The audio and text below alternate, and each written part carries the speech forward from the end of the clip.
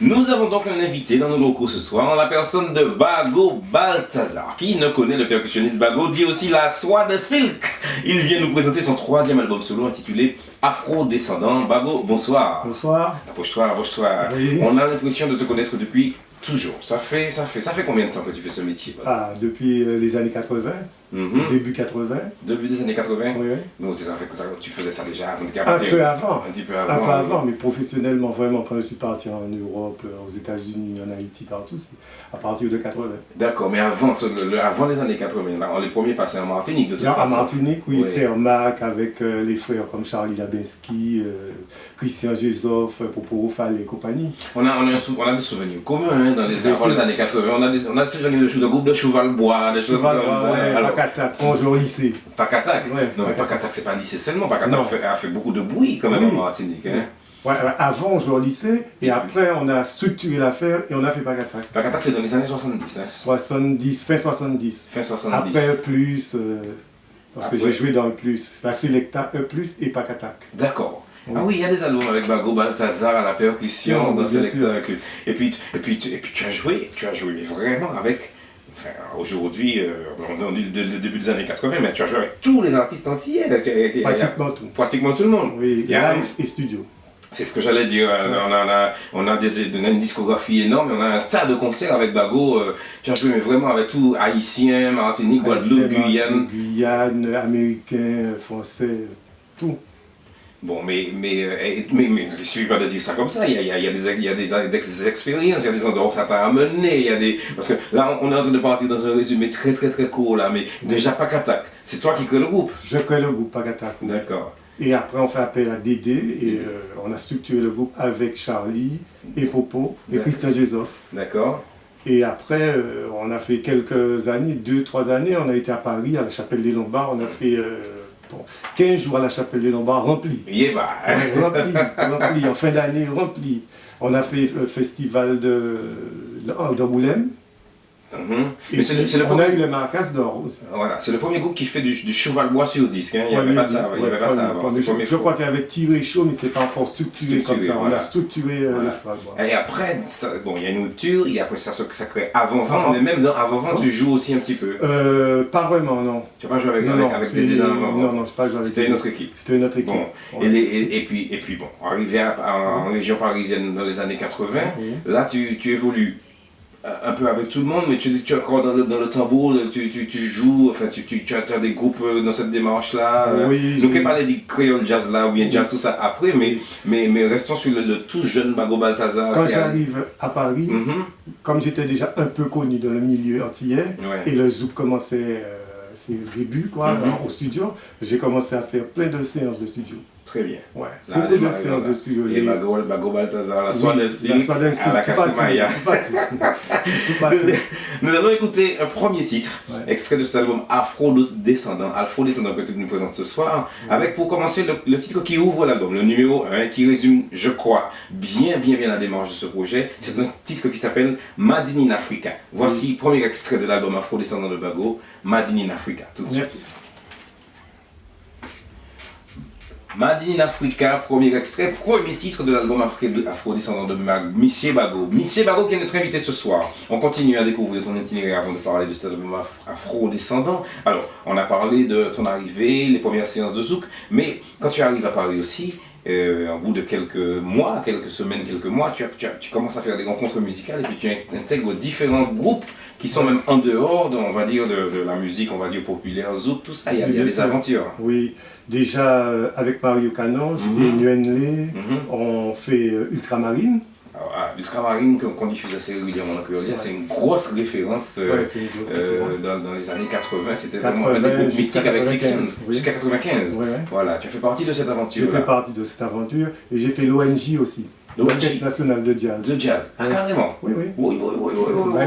Ouais, Gros painting. Gros painting, Mais quand tu vas sur Ultramarine, là, ça vient d'où de cette histoire de rencontre, là, ce mélange-là, comment ça, qui est à l'initiative de ce groupe-là? J'ai rencontré Mario Canonge en Martinique, je vivais toujours en Martinique, Et il m'a dit qu'on va faire quelque chose avec Nguyen quand je viendrai à Paris. D'accord. Nguyen Lé, c'est le guitariste. Nguyen Lé, et quand je suis arrivé à Paris, on en a parlé et on a commencé à répéter. Et puis, alors, Ultramarine, il est Maroc à Longe, il y a Bago à la percussion, Nguyen Lé à la guitare. Oui. Et puis. Il y avait Chris-Henri, Jean-Luc Pinot au départ. Un violoniste, voilà, oui.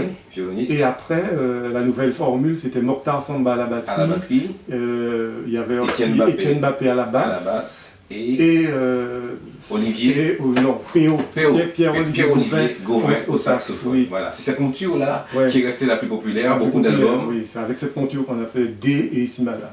D et Simala, d'accord. Bon, tu as tenté l'aventure américaine, Bago, un petit moment, parce que quand on voit le parcours d'un Minos une élu, par exemple, on se dit, Bago, et puis faire un petit bruit là-bas aussi. Oui, tu as tenté ça? Oui, mais si, j'étais à New York pendant...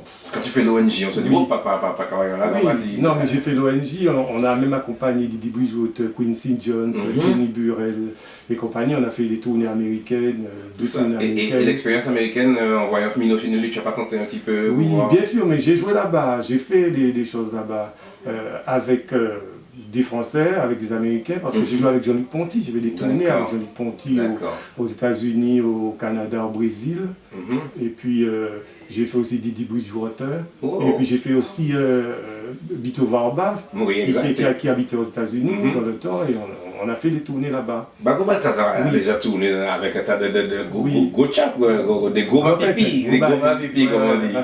Bon, écoutez, on va écouter justement, et ils m'ont parlé l'autre jour, un autre titre, un extrait de cet album Afro-Descendant, Mansani Sissé. Qu'est-ce que ça veut dire ça, Mansani Sissé, c'est une jeune fille, quoi. C'est un morceau traditionnel mandingue.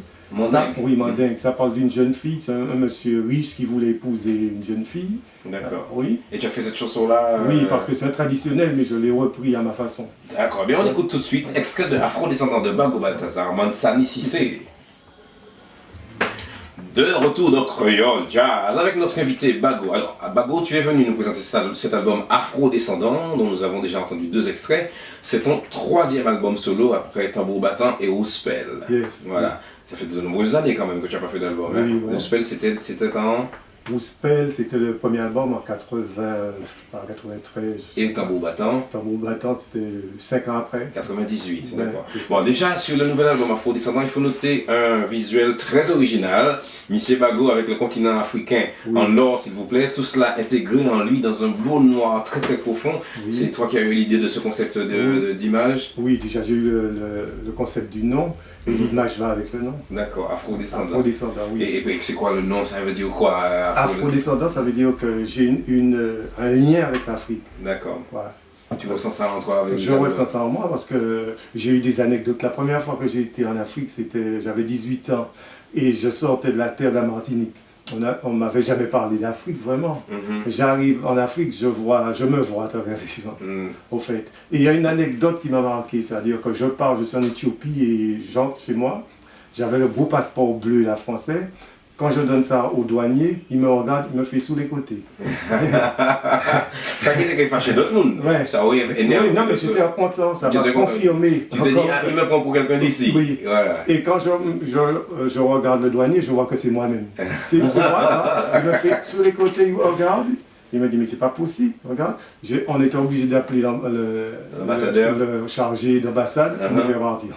Carrément. Alors. Ah, il pensait que carrément tu voulais sortir du pays avec un faux passeport. Ah, et ça te fait sourire, ça? Mais bien sûr. Parce que nous t'es fâché. Je ne m'ai pas fâché parce que. Ou dis mon pays, même. Mon pays, je me suis senti que. Bon, c'est une belle démarche.